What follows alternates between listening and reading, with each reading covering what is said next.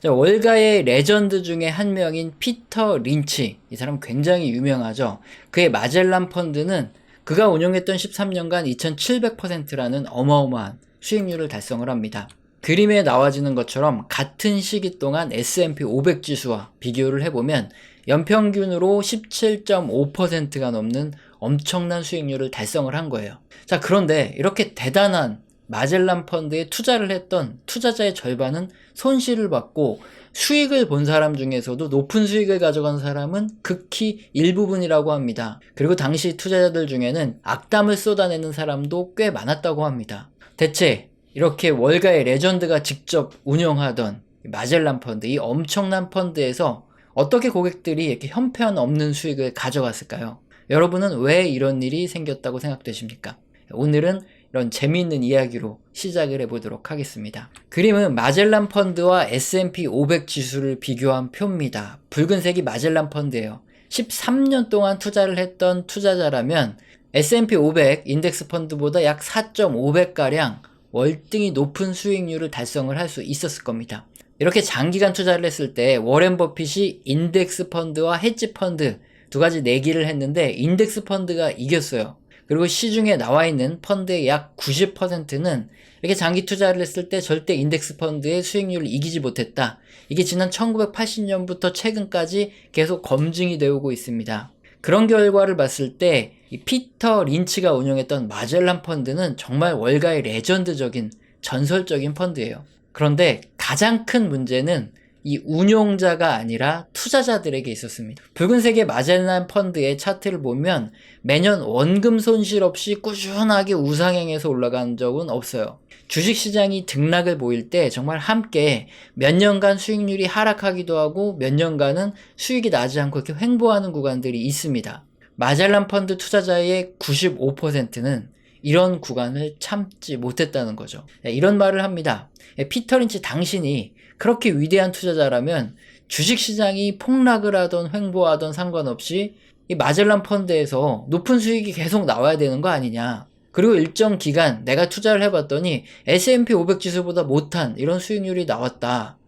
자, 이거 뭔가 문제가 있는 거 아니냐. 이런 말들을 했다고 해요. 뭐 그딴 사람들이 다 있냐 이렇게 생각할지 모르지만 실제로 유튜브만 봐도 95%의 사람들은 주식시장이 최저점 근처일 때 매수하라고 말하고, 최고점 근처 보고 어깨 위 부분 이런 데서 귀신같이 매도하라고 말하는 사람을 찾아다니죠. 뭐 물론 몇 번 맞춘 사람들이 있어요. 그런 사람들한테 교주처럼 막 아부하면서 많은 사람들이 따라다니다가 틀리면 바로 욕하고 되돌아서죠.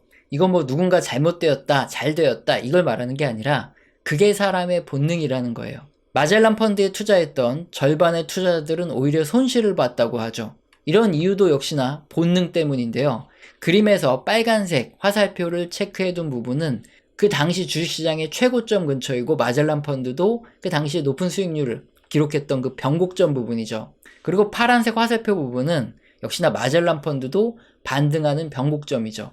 마젤란 펀드 투자자들은 빨간색 화살표 부분에서 가장 많이 펀드를 매수하고, 이 파란색 화살표 부분에서 가장 많이 펀드를 환매했다고 해요. 자, 뭐 그런 일이 다 있을까 싶으시지만 가장 가깝게 우리들을 한번 비교해보죠.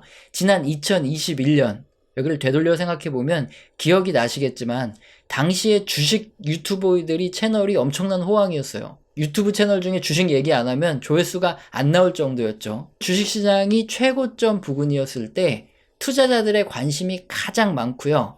주식 투자도 그때 사람들이 가장 많이 합니다. 이건 지난 1970년이건 80년대건 뭐 지금이건 똑같이 반복된다는 거죠. 하지만 주가가 크게 하락하거나 몇 년간 장기 횡보를 하게 되면 사람들의 관심이 사라집니다. 그리고 사람들은 그때 가장 많이 매도를 해요.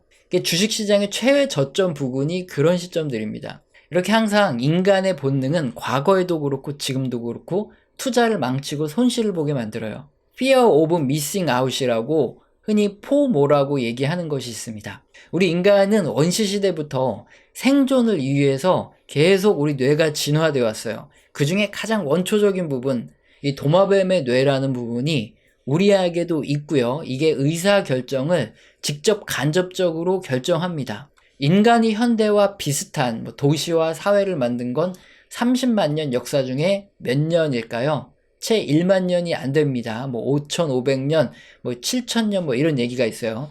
그 전에는 어떻게 살았냐? 대부분 이동을 하거나 수렵 생활을 했겠죠. 근데 혼자서는 인간이 절대 생존하기 힘들 수밖에 없죠. 그런 인간이 무리에서 이탈된다. 이것은 곧 죽음이나 마찬가지입니다. 그래서 항상 무리 속에 같이 있어야 되고 다른 사람을 의식해야지만 생존이 높아진다. 이게 뇌에 저장이 돼 있어요. 그래서 혼자 무엇인가를 한다. 이런 건 우리들이 상상하기 어려웠던 겁니다. 이게 본능이라는 거죠. 그래서 다수 사람들의 말을 듣고 다수의 사람들이 행동하는 그대로 행동하는 게 생존할 확률이 특히 높기 때문에 무의식적으로 같은 선택을 하게 되고 마음이 편합니다. 이 포모 증후군은 어떻게 보면 또 시대에 뒤처지거나 유행을 따르지 않는 것에 대한 두려움이기도 하고 또 고립된, 즉 어떤 무리에서 이탈되는 두려움, 여러 가지 뜻으로 쓰이는데 주식도 마찬가지예요. 주변 사람이건 뭐 SNS를 통해서건 주식에 대한 관심이 많아지고 또 누군가 또 돈을 많이 벌었다고 하면 나도 모르게 주식에 관심이 생기고 또 배가 아파서 또 탐욕이 생기기도 하죠. 지난 2021년 초 삼성전자가 8만 원을 넘고 9만 원대에 거래될 때 이때 거래량을 보시면 거의 역대급의 거래량이 터집니다. 여기저기서 삼성전자가 대단한 기업이다. 뭐 이런 얘기하거나 또 유튜브에서도 굉장히 많이 얘기가 나오고 물려도 장기 투자하면 된다. 뭐 더 오르기 전에 반드시 모아가야 될 기업이다. 이런 소리가 정말 뭐 틀면 나오고 주변 사람들에서 삼성전자 얘기가 많이 나왔어요. 그래서 더 지체하면 안 될 것 같다. 이런 생각이 들어서 많은 분들이 과감하게 그 고점에서 투자를 하게 되죠. 이런 현상이 포모의 대표적인 예죠. 그리고 나서 여러분 잘 아시는 대로 구만전자가 2021년 한 해, 2022년 한 해, 그리고 2023년 초까지 약 거의 2년 이상 5만 원대로 장기간 하락을 하죠. 이런 구간에도 포모가 또 발동을 하죠. 삼성전자가 악재가 굉장히 많이 나오더라. 이게 뭐 대단한 기업이 아니었을 수도 있다. 그리고 장기 투자하면 무조건 수익을 보는 게 아니라 장기 투자하다가 손해본 케이스도 많다. 이렇게 사람들의 포모가 또 작동을 합니다. 그래서 손절하는 사람들이 늘어나고 그와 함께 따라서 행동하는 사람들이 많았던 거죠. 피터 린치의 마젤란 펀드를 투자했던 투자자들 역시 우리와 똑같습니다. 장기 투자해야겠다는 마음으로 투자를 하건 아니면은 그 당시 마젤란 펀드를 보고 이게 대단한 펀드다 하고 매수를 합니다. 그렇게 매수하는 시기는 하필이면 이 포모가 가득했던 최고점 근처예요. 그리고 몇 년간의 하락이나 이런 장기 횡보를 견디지 못하고 이때 매도를 했던 거죠. 이렇게 본능은 우리들이 투자를 하는데 전혀 도움이 되지 않아요. 1만 년 전 이전의 시대처럼 우리가 지금 무리 속에 포함이 안 된다고 해서 죽나요? 절대 그렇지 않죠. 개인 혼자 판단하고 결정해서 살아갈 수 있어요. 지금의 사회는. 주식 투자를 할 때는 더 그렇죠. 다른 사람들 다수의 의견이나 다수의 행동은 오히려 전혀 신경 쓰지 않는 게 수익률이 더 높습니다. 자, 이렇게 대표적으로 사람들이 어떻게 생각하는지 이 심리를 알 수 있는 지표가 바로 두 가지가 있어요. 컨퍼런스 보드 소비자 신뢰 지수 그리고 미시건대 소비자 심리 지수. 이런 대표적인 두 가지 심리 지표가 있는데 이 두 지표들의 공통점은 뭐냐? 신뢰 경기의 동행 지표이기 때문에 이 침체가 발생하기 전에 이 소비 심리가 한 사이클의 최고점을 찍어요. 그 다음에 50% 확률로 경기 침체가 발생하기 전에 소비 심리가 먼저 떨어지기도 해요. 이 말이 뭐냐? 경기 침체 전에 소비 심리가 먼저 선행적으로 떨어져서 알려주기도 하지만 경기 침체가 될 때 비로소 같이 떨어지기도 한다는 거예요. 이게 반반 확률이라는 거죠. 지금 보고 있는 이 컨퍼런스 보드 소비자 신뢰 지수는 3,600만 명이 넘는 소비자 패널을 통해서 온라인 샘플을 기반으로 조사된다. 이렇게 나와 있어요. 기준금리가 향후 인하될 것이라는 기대감이 현재 소비 심리에 아주 큰 영향을 미치고 있습니다. 금리 인하가 왜 소비 심리에 크게 영향을 미치냐? 소비자들이 소비의 가장 큰 부분을 차지하는 게 바로 신용카드 및 할부 이런 소비예요. 이때 금리가 아주 중요하죠. 근데 그림처럼 최근 신용카드 대출 금리 및 신용대출 할부 금리, 뭐 자동차 할부 금리 이런 것들이 연 20에서 10% 이렇게 굉장히 높은 이자를 받아가요. 당연히 소비자들이 큰 부담을 느낄 수밖에 없고 소비 심리가 별로 안 좋았는데 금리가 인하된다 그러니까 소비 심리가 좋아질 수밖에 없죠. 자, 그러나 우리들은 앞서서 이렇게 원시 시대부터 생존을 위해서 본능으로 남아있는 이 도마뱀의 뇌의 작용으로 포모, Fear of Missing Out, 이것이 우리들을 혼란에 빠뜨리고 수익을 방해한다. 이것을 우리가 미리 생각을 해봤죠. 그러면 이렇게 다수 사람들의 심리를 나타내는 이런 소비 심리 지표가 과연 좋다는 게 좋은 건지 나쁜 건지 아주 객관적으로 생각을 해보죠. 지난 2019년은 2020년 코로나 폭락을 앞두고 주식을 정리하기 아주 좋은 시기였어요. 그리고 지난 2007년은 어떻습니까? 2008년의 금융위기를 앞두고 주식을 정리하기 가장 좋은 시기였습니다. 그러나 2019년 컨퍼런스 보드 소비자 심리 지수를 보시면 역시나 그 당시 한 사이클의 최고점 부근에서 움직이고 있습니다. 소비 심리가 아주 좋은 상태였다는 거죠. 지난 2007년도 마찬가지예요. 상반기 내내 소비 심리가 그 한 사이클의 가장 높은 수준을 유지하다가 하반기부터 하락을 하기 시작했어요. 그런데 2007년 하반기부터 주식시장이 본격적으로 하락하기 시작했으니까 사실상 2007년 상반기가 가장 좋은 매도 시점이었죠. 이렇게 가장 좋은 매도 시점에는 항상 소비 심리가 최고점 부근에서 움직였습니다. 항상 이렇게 소비 심리가 한 사이클의 최고점 부분에서 이렇게 왔다 갔다 움직이고 있을 때 그때는 오히려 주식을 정리해야 되는, 몰래 이 파티의 뒷문으로 빠져나가야 되는 시점인 경우가 있는데, 그 시기마다 전문가들은 뭐라고 말하죠? 소비 심리가 견조하기 때문에 주식시장이 앞으로 더 갈 겁니다. 지난 2019년에도 똑같은 얘기를 했고 2007년에도 전문가들은 똑같이 소비 심리가 아주 견조하기 때문에 뭐 주식시장이 좋다, 투자를 하세요, 이렇게 얘기를 했어요. 자, 그런데 그런 포모에 휩싸이는 건 오히려 위험하죠. 오히려 반대로 생각을 해봐야 됩니다. 역사적으로 투자 심리가 최악의 구간으로 떨어졌던 지난 2009년 초와 2020년 이 하반기부터가 가장 좋은 매수 시점이죠. 포모에 휩싸이지 않아야 될 시점이 오히려 가장 좋은 투자 시점이라는 거예요. 그리고 투자 심리가 살아날 때 좋다고 판단을 내릴 땐 어떤 때입니까?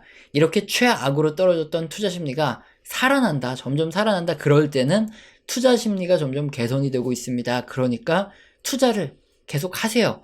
이렇게 좋은 호재로 받아들여야 되지만 소비자 심리가 너무나 높게 치솟아 오르면 오히려 그때는 매도를 해야 되는 위험한 국면일 수 있으니까 포모에 휩싸이지 않고 다른 경제 지표들도 확인하면서 냉정하게 판단을 내려야 됩니다. 이렇게 뉴스나 전문가들의 말에 흔들리거나 이렇게 휘둘리면 우리도 다수 군중과 함께 똑같이 행동하면서 손해를 볼 수 있다는 거죠. 이 부분 반드시 참고하시고 투자 판단에 도움이 되셨으면 좋겠습니다.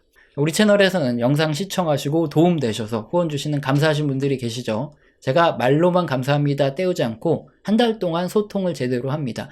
교육 같은 이런 소통을 진행하는데 여기서는 거시경제의 사이클뿐만 아니라 각 산업의 사이클, 그 업황과 함께 움직이는 종목, 기업들에 대한 얘기도 나와요. 공개된 방송에서는 좀 민감하게 하기 힘든 얘기를 하고 있기 때문에 영상 하단에 보시면 더보기 누르시면 영상 하단에 설명란 있습니다. 여기서 꼭 읽어보시고 내가 해당된다 하시면 메일 주시길 바랍니다. 그리고 영상 맨 마지막에는 우리 채널에서는 그동안 어떤 얘기를 했고 현재 어떤 의견을 드리고 있다, 이게 중장기 투자자분들한테 도움이 될 만한 얘기를 해드리고 있어요. 그래서 처음 보신 분들은 보시고 도움을 받으셨으면 좋겠습니다. 항상 증거 영상도 계속 올려드리는데 귀찮아요. 그래서 그냥 바로 설명을 드릴게요. 우리 엔비디아의 차트가 바로 우리 흑역사를 그대로 증명합니다. 제가 2019년에 유튜브를 시작했는데 2019년 말에 60% 채권을 가지고 있어라 이렇게 얘기했다가 엄청나게 욕을 먹었어요. 비아냥을 거의 한 2020년 3월 코로나 터지기 직전까지 들었습니다. 그랬는데 다행히 현금 갖고 있다가 저점 매수 이제 해야 된다, 우리 현금 갖고 있으니까, 이 얘기했다가 블렌집에 부채질 하냐 이러면서 어마어마하게 쌍욕을 먹었어요. 아니 그러면 이게 맞춘 거잖아요. 그럼 이제 경제 채널에서 뭐 와 이러면서 성지순례 어쩌고저쩌고 하면서 구독자가 늘어야 되잖아요. 근데 구독자가 안 늘어요. 조회수도 안 늘고 구독자도 안 늘어, 맞췄는데. 그런데 왜 구독자가 늘었냐? 이때 국뽕 영상 같은 거, 그때 우리 기업들한테 전화 돌려가지고 일본에서 이제 수출 규제하기로 했던 품목들 있죠. 그런 거 만들 수 있냐? 그거 만들 수 있다. 그래가지고 그거 방송했다가 국뽕 영상이 터져서 국뽕 채널로 떡상했어요. 그래서 그때 잠깐 국뽕으로 갈까 하다가 도저히 못하겠다. 경제 채널 본연의 임무로 돌아오자 해서 이렇게 그때 이제 구독자가 늘은 거지 이게 저점 매수를 맞춰서 는 게 아니에요. 어쨌든 2020년 이제 하반기 들어가면서 한 6월, 7월, 8월 넘어가면서 엔비디아, 나이키, ASML, 빅테크주들이 아주 자주 언급됐습니다.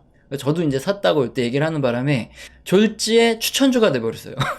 물론 이런 채널에서 추천주 이런 건 안 하는데 어쨌든 2020년부터 계속 존버 인베스트 했던 기간이죠. 그래서 우리 채널 보면은 이제 어디 뜸하게 가 있다가 어디 이제 처물려가지고 마음고생 하시는 분들이 우리 채널에 와서 존버 하라는 거 얘기 듣고 위안을 삼고 가던 때가 2020년부터 2022년 한 4, 5월 요때까지예요. 근데 2022년 4월에 그때 이제 전향을 하죠. 존버가 아니다. 근데 이때 3월부터 4, 5월 뭐 이때까지 계속 기술주에 대한 우리가 갖고 있는 거 요 정도면 뭐 많이 먹었지 않냐 이렇게 매도 의견을 냈다가 얘기도 안 하고 매도로 전환했다. 존버에서 매도로 갑자기 금세 손바닥 뒤집들 바뀌었다 하면서 엄청나게 욕을 먹었어요. 변절자 이렇게. 그래서 그때 댓글창이 다 낀 거예요. 욕을 너무 먹으니까. 자, 그렇게 이제 매도를 해야 되는데 문제는 제가 분할 매도를 하는 바람에 2022년 5월 이후에 급락을 했어요, 기술주들이. 그래서 못 팔고 물렸습니다. 그래서 2022년 내내 영상 보시면은 2023년쯤에 초쯤에 아마 뭐 기준금리 인상 중단 얘기 나오고 뭐 그러면서 반등이 있을 것이다. 그때 팔자. 그때 팔고 그 다음에 이제 현금 잘 가지고 있자. 2022년에 이제 그런 얘기 굉장히 많아요. 왜냐면 이제 경제 지표들이 하나 둘씩 경기 둔화 침체에 대한 얘기가 나오기 시작했으니까 어쨌든 우린 팔아야 되니까. 2023년에 갑자기 반등을 주죠. 그때 이제 제가 계속 금리 인상 중단 요런 기대감이 커진다 요 얘기를 했기 때문에 저도 이제 그때 상반기에 이제 분할 매도를 다 마쳤어요. 근데 지금 엔비디아가 이렇게 많이 갔습니다. 제가 뭐 거의 한 200달러 후반에서 300달러 가까이 떼서 거기서 거의 다 매도를 했는데 지금 뭐 거의 500달러 가까이 갔어요. 이거 보면 잠이 안 와요. 그래서 엔비디아를 지금 못 쳐다보고 있어요. 근데 어쨌든 뭐 이제 100달러 부근에서 사서 이제 거의 한 300달러 가까이서 팔았으니까 이제 많이 먹긴 했는데 갖고 있었으면은 거의 한 5배 튀기는데 이거 참 환장하겠죠. 그리고 지금 뭐 더 올라갈 수도 있다 이런 얘기가 나오면 미쳐요, 사람. 왜 주식을 갖고 있다가 팔았는데 더 올라가면 환장하잖아요. 그래서 지금 약간 이런 흑역사 이게 벌어지고 있다. 이게 지금 현재 의견입니다. 그래서 어떤 의견이냐? 2020년 코로나 이후부터 2022년 요 초중순 그때까지가 존버 인베스트였다면 그 다음부터 이제 하나 둘씩 경기 지표가 둔화되기 시작해서 2023년부터는 사실상 이제 침체를 말하는 침체 인베스트예요. 그래서 이제 여기서는 이제 슬슬 다 정리를 하셔야 되고 이제 리스크 관리를 하셔야 된다. 이게 2023년부터 거의 뭐 명확하게 말씀드려오고 있습니다. 사실 그대로 말씀드리는 거예요. 굳이 뭐 증거 영상도 남기고 하는데 귀찮으니까. 근데 여기서 저희가 핵심적인 부분이 뭐냐, 이런 매수, 매도, 이 투자 결정을 여러분이 어떻게 하시냐, 이게 중요해요. 우리 채널에서는 어떻게 한다? 경제지표 다수에서 경기 둔화 신호가 나오면 그때는 이제 리스크 관리를 언제부터 경제지표 다수에서 경기 둔화와 침체에 대한 이런 시그널이 나왔냐? 2022년 이제 하반기부터 시작해서 경제 지표들이 하나둘씩 경기 둔화에 대한 지표들이 나오기 시작하더니 2013년 되면서 이제 경기 둔화 신호들이 거의 많이 나오기 시작했어요. 확실하게. 자, 그러면 이제 2023년에는 가지고 있던 걸 매도하고 리스크 관리를 해야 되는 거죠. 그리고 이 매도는 사실 테크닉이에요. 오랫동안 주식시장을 하다 보니까 알게 되는 건데, 요거 그림 2022년 내내 보여드렸던 거 아직도 쓰고 있어요. 그때 당시에 기준금리가 파란색인데 이게 거의 1%도 안 올랐을 때 영상 보면 내내 똑같은 얘기를 하는데 항상 역사적으로 어떻다? 이게 파란색이 기준금리 인상이 중단되고 하락할 때 그때 한 번씩 주식시장에 랠리가 꼭 이렇게 오더라. 그때 이제 매도하자. 이 그림을. 어쨌든 이건 뭐 테크닉이죠. 매도는 그냥 테크닉일 뿐이고 중요한 건 우리는 어떻게 간다는 거죠. 원칙대로 간다는 거예요. 경제지표 다수에서 경기 둔화 및 침체에 대한 경고들이 켜지기 시작하면 그때는 매도. 그리고 다시 언제 매수하냐? 다수 경제지표들에서 경제가 회복되고 있다 이런 신호들이 나타나기 시작하면 뭐 주식시장이 폭락을 하고 있던 뭐 하고 있던 그냥 그때 매수를 하는 거죠.